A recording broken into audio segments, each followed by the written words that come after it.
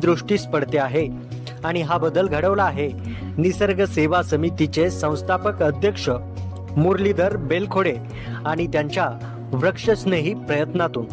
या टेकडीचा विरान ते माळरान हा प्रवास खडतर होता, मात्र पर्यावरण स्नेही विचार आणि कृतीतून हा बदल शक्य झाला। या बदलासाठी लोकसहभाग देखील महत्त्वाचा ठरला।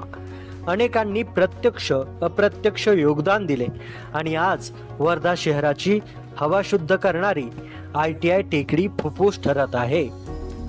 निसर्ग सेवा समितीच्या माध्यमातून अनेक कार्यक्रमांचे आयोजन केले जाते, ज्यामध्ये विद्यार्थ्यांचे आणि शाळकरी बालकांचे मतपरिवर्तन व्हावे म्हणून दरवर्षी चित्रकला स्पर्धेचे आयोजन केले जाते।